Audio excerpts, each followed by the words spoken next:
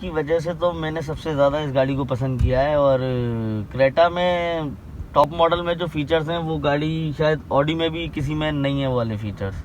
इसमें air purifier दिया हुआ है, पैनारोमिक सनरूफ दिया हुआ है, वॉइस कमांड असिस्टेंस के बटन्स दिए हुए हैं, ब्लू लिंक सॉफ्टवेयर है उसमें। मैं गाड़ी को अपनी को फ़ोन से ही स्टार्ट कर सकता हूँ, एसी ऑन कर सकता हूँ, गाड़ी की पूरी लोकेशन फ़ोन में रहती है। हेलो एवरीवन, आज हम ओनरशिप रिव्यू कर रहे हैं Hyundai Creta SX optional top end variant का। Hyundai क्रेटा डीजल और पेट्रोल दोनों इंजन ऑप्शंस में काफ़ी सारे मॉडल्स में अवेलेबल है। ये जो कार आपके सामने है ये डीजल वेरिएंट है जो Hyundai 1493 सीसी इंजन के साथ ऑफर करती है, जो आपको 113.42 bhp की पावर डिलीवर करता है 250 Nm टॉर्क के साथ। क्रेटा टॉप मॉडल में आपको full LED headlights and tail light Hyundai offer करती है। कॉम्पैक्ट एसयूवी सेगमेंट में जब क्रेटा मार्केट में लॉन्च हुई तब existing compact SUV EcoSport और डस्टर के कंपैरिजन में इस कार का प्राइस काफ़ी हाई था, पर कार की परफॉर्मेंस ने इसके प्राइस फैक्टर को इग्नोर करते हुए अपने सेगमेंट में क्रेटा को लीडिंग कार बनाया। ग्राउंड क्लियरेंस की इस कार की अगर बात करें तो इसमें आपको 190 mm का ग्राउंड क्लियरेंस मिलता है।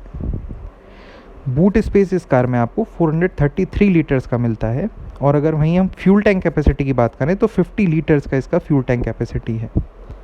And now we should begin with practical ownership review with all the experiences about performance of this car.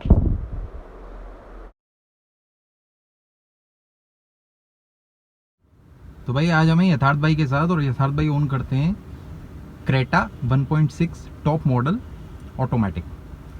ये डीजल मॉडल है। यथार्थ भाई कब ली थी आपने ये क्रेटा? ये क्रेटा मैंने पिछले साल ली थी, 1 साल होने को आ गया इस क्रेटा को। और कितने की पड़ी थी भाई ऑन रोड आपको? ये मुझे 20 लाख से कुछ थोड़े ज़्यादा रुपए की पड़ी थी। ये टॉप मॉडल है, top model automatic. Top model automatic.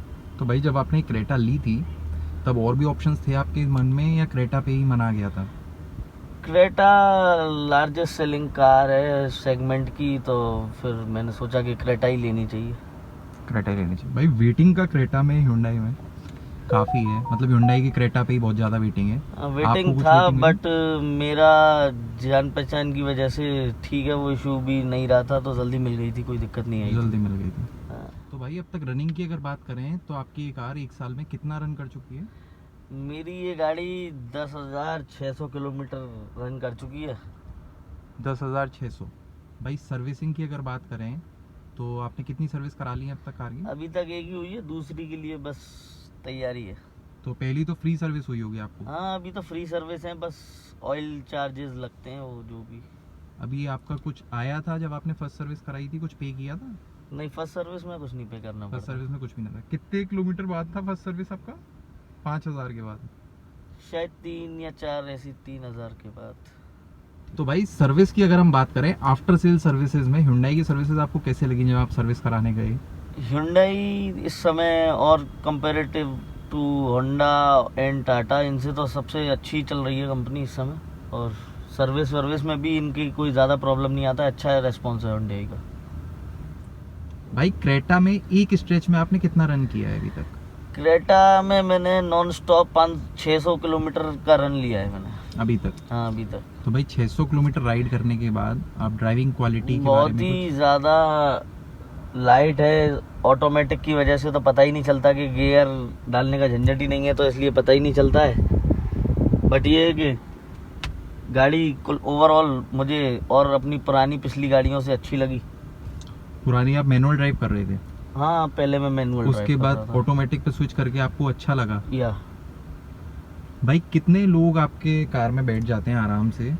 5 लोग तो आराम से बैठ ही जाते हैं, और उनका लगेज भी आराम से पीछे शिफ्ट हो जाता है। बूट स्पेस का आपको इशू नहीं है? नहीं, कोई इशू नहीं है, आराम से 4 बंदों का लगेज आ जाता है जी। तो भाई कंफर्ट के मामले में गाड़ी अच्छी है कंफर्ट के मामले में। आगे वाली तो इसकी वेंटिलेटेड सीट्स हैं। वेंटिलेटेड समर्स में बहुत यूजफुल रहती जी। है। भाई अगर ड्राइव क्वालिटी की आप बात करें, सस्पेंशन एंड ऑल, थकान वकान तो नहीं होती है? ओवरऑल गाड़ी में मुझे तो 600 किलोमीटर एक साथ ड्राइव करके ले गया था मैं नॉन स्टॉप, मुझे तो कोई प्रॉब्लम लगी नहीं थी। और अगर सिटिंग कंफर्ट की बात करें, जो पीछे के पैसेंजर होते हैं? सिटिंग कंफर्ट भी अच्छा है गाड़ी का, स्पेसियस है। अभी तक पॉलीथिन भी नहीं उतरी है भाई आपकी कार की। भाई अगर एवरेज की बात की जाए तो डीजल में क्रेटा कितना एवरेज निकाल देती है हाईवे और सिटीज़ में? क्रेटा का एवरेज तो अच्छा, बट गियर की वजह से क्या कहते हैं एवरेज इसका कम हो जाता है। अब मैं तो सेकंड सर्विस कराने के बाद ही बता पाऊंगा इसका असली एवरेज क्या है। वैसे फिर मैंने भी अभी तक देखा इसने नहीं है, दिया हो अंदाजा कोई मगर हाँ 10 से तो ऊपर ही होगा इसका एवरेज। ऑन सिटी सिटी में 10 होगा। एंड हाईवेज पे 10 से ऊपर ही आपको निकालेगा। यस। अगर भाई ग्राउंड क्लियरेंस की बात की जाए तो क्रेटा तो वैसे भी कॉम्पैक्ट एसयूवी है, टिकने का तो चांस नहीं नहीं है। कोई मतलब ही नहीं है क्रेटा का कहीं पर। और मैं तो शुरू से एसयूवी ही ड्राइव करता हूँ, तो मेरे तो एसयूवी ही चलाना अच्छा लगता है, तो इसलिए मैंने तो अभी तक ये चलाई है, तो ये भी कहीं नीचे Touch नहीं नहीं लगी हुआ है, है नीचे। नहीं हुई है। भाई अगर फीचर्स की बात करें तो क्रेटा एक बहुत ही फीचर लोडेड कार कहलाई जाती है। जी। आपको इसके कौन से ऐसे फीचर्स हैं जो प्रैक्टिकल लगे और अच्छे हैं डेली लाइफ में? फीचर्स की वजह से तो मैंने सबसे ज़्यादा इस गाड़ी को पसंद किया है। और क्रेटा में टॉप मॉडल में जो फीचर्स हैं वो गाड़ी शायद ऑडी में भी किसी में नहीं है वो वाले फीचर्स। इसमें एयर प्यूरीफायर दिया हुआ है, पैनारोमिक सनरूफ दिया हुआ है, वॉइस कमांड असिस्टेंस के बटन्स दिए हुए हैं, ब्लू लिंक सॉफ्टवेयर है, उसमें मैं गाड़ी को अपनी को फ़ोन से ही स्टार्ट कर सकता हूँ, एसी ऑन कर सकता हूँ, गाड़ी की पूरी लोकेशन फ़ोन में रहती है। और एक सबसे ज़्यादा मुझे इसका एक प्यारी जो चीज़ लगी इस गाड़ी की, इसमें बोस के स्पीकर्स दिए हुए हैं। बोस के स्पीकर्स की म्यूज़िक क्वालिटी इस गाड़ी में सफ़र का मज़ा कुछ ज़्यादा ही बढ़ा देती है। बिल्कुल, बोस के स्पीकर्स क्रेटा में दिए गए हैं। इसका डिजिटल है पूरा इंस्ट्रूमेंट क्लस्टर।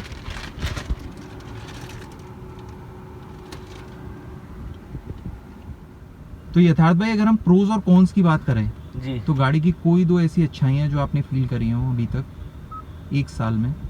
गाड़ी की अच्छाई तो ये है कि इसका एक तो इंजन इतना साइलेंट है कि पता ही नहीं चलता गाड़ी स्टार्ट है कि ऑन है या ऑफ है। मैं ड्राइव करता हूँ तो सिटी में भी मुझे कहीं इतना कंफर्टेबल ड्राइव कोई और गाड़ी शायद दे पाती या नहीं, मगर इसका ड्राइविंग बहुत कंफर्टेबल है सिटी में भी, एंड इवन ऑन हाईवे तो रहता ही है। अगर भाई कॉन्स की बात कर लें, कोई गाड़ी की 2 नेगेटिव चीज़ें जो आपने अब तक फील की हो या हुंडई की आपको लगी हो? नेगेटिव तो गाड़ी में मुझे ऐसा कुछ नहीं लगा, गाड़ी तो ये बेस्ट लगी मुझे अपने हिसाब से। बस इसमें मुझे ये लगता है कि शायद पिछली वाली क्रेटा से इसका बॉडी वेट थोड़ा सा कम किया है कंपनी मतलब कम ने। किया है, ऐसा आपको लगता है? फीचर्स दिए हैं पूरे, बट बॉडी वेट में थोड़ा सा मुझे लगता है कि गाड़ी से आपको अब तक कोई शिकायत नहीं है 1 साल के अपने एक्सपीरियंस में? कोई शिकायत नहीं है। यथार्थ भाई राइवल्स में और भी कंपनी थी, किया सेल्टोस बहुत हिट है, आप स्पेसिफिकली क्रेटा पे ही क्यों गए?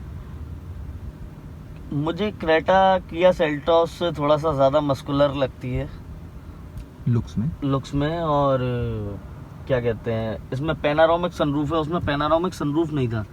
पैनारोमिक सनरूफ अगर आप आज के टाइम में गाड़ी ले रहे हैं और अगर उसमें पैनारोमिक सनरूफ ना हो, छोटे सनरूफ तो हम बहुत टाइम से देख ही रहे थे गाड़ियों में सबों में, अब मगर पैनारोमिक सनरूफ का थोड़ा सा मज़ा और बढ़ जाता है गाड़ियों का, कहीं घूमने में, पहाड़ों पर, इधर व्यूज़ में, सब में।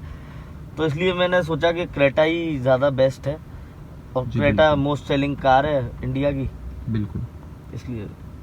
भाई अगर वैल्यू फॉर मनी की बात करें, कुछ लोग बोलते हैं क्रेटा थोड़ी सी एक्सपेंसिव है टॉप एंड मॉडल, जैसे आपने 20 लाख रुपए इन्वेस्ट किए हैं जी। आपको गाड़ी वैल्यू फॉर मनी लगी या नहीं लगी? मुझे तो गाड़ी वैल्यू फॉर मनी लगी, क्योंकि गाड़ी में कोई शिकायत भी नहीं है। और आप अगर 40 लाख की फॉर्चूनर को भी देखेंगे तो उसमें भी इतने फीचर्स नहीं होते हैं, उसमें तो सनरूफ तक भी नहीं होता है। अब गाड़ी आपको 20 लाख की गाड़ी में automatic gears, panoramic sunroof, Bose के स्पीकर्स वाली कार, फुल्ली लोडेड कार है ये। मेरी तरफ से तो मैं कहूँगा कि फुल्ली लोडेड कार है, और मुझे तो वैल्यू फॉर मनी लगा, इसलिए मैंने। आप सेटिस्फाइड है हुंडई क्रेटा? हाँ, मैं सेटिस्फाइड हूँ। चलिए, थैंक यू सो मच यथार्थ भाई अपना टाइम हमें देने के लिए। ओके अमोल भाई।